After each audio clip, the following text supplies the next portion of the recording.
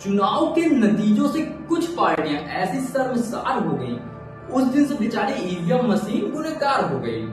EVM हटाओ देश बचाओ या फिर ईवीएम मशीन को हैक करके दिखाओ, ऐसी बातों को आपने नेताओं को या कार्यकर्ताओं को कहते हुए जरूर सुनी होगी।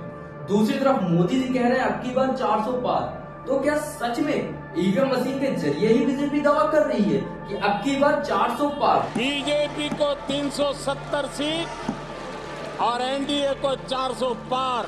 लेकिन अगर ऐसा नहीं है तो राहुल गांधी और अखिलेश यादव जैसे बड़े नेता ये क्यों कहते दिख रहे हैं कि लोकतंत्र खतरे में है?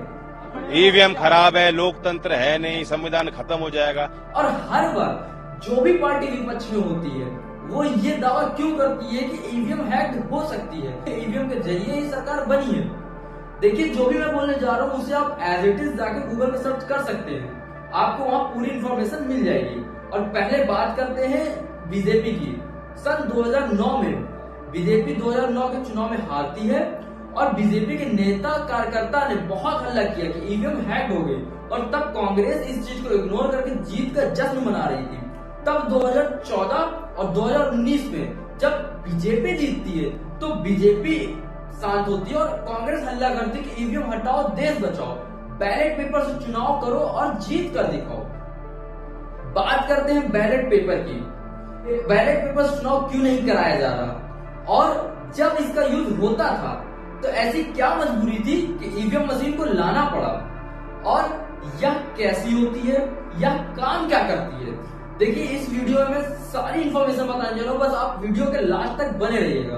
देखिए, पहले बैलेट पेपर के टाइम एक सिक्योरिटी रूम होता था जिसे बूथ कहते थे, यानी कि एक बॉक्स जिसमें आप अपना मतदान करने जाते थे तो आपको सिक्योरिटी अंदर रूम तक छोड़ने जाती थी जहां बूथ रखा होता था। आपको एक पेपर दिया जाता था, उसमें उम्मीदवार की सारी लिस्टें होती थी, आपको अपना सही उम्मीदवार चुन के उस पर निशान लगा के उसको फोल्ड करके उस बॉक्स में डाल देना होता था।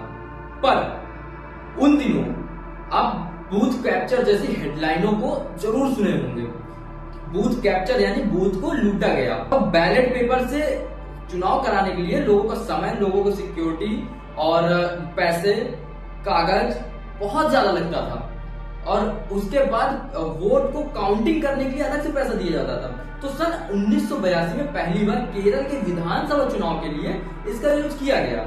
लेकिन उन दिनों अपने इंडियन लॉ में ईवीएम मशीन के लिए कोई रूल नहीं था, इस वजह से चुनाव के रिजल्ट को खारिज कर दिया जाता है। अब 1989 में इसे इंडियन लॉ में जोड़ा गया। देखिए, ईवीएम मशीन का फुल फॉर्म है इलेक्ट्रिक वोटिंग मशीन।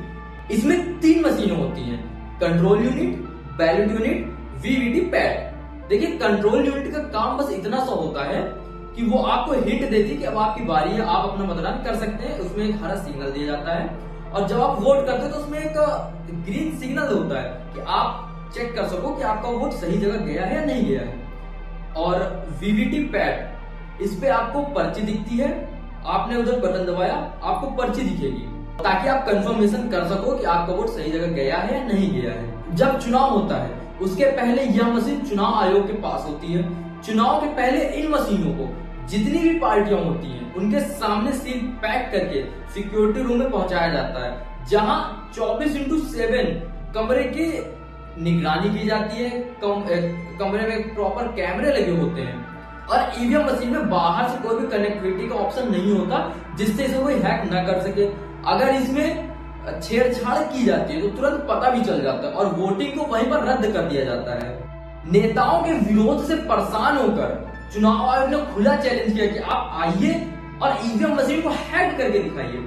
तब कोई भी पार्टी का कोई भी कार्यकर्ता या कोई भी नेता आगे नहीं जाता है। अगर वो ईवीएम को हैक नहीं कर पाए तो उसका नुकसान इनको चुनाव में भुगतना पड़ेगा, और बदनामी भी बहुत होगी। तो ईवीएम को हैक नहीं किया जा सकता। आपकी क्या राय कमेंट सेक्शन में जरूर बताइएगा। अगर वीडियो पसंद आए तो वीडियो को लाइक कीजिए, सब्सक्राइब कीजिए, शेयर कीजिए। जय हिंद।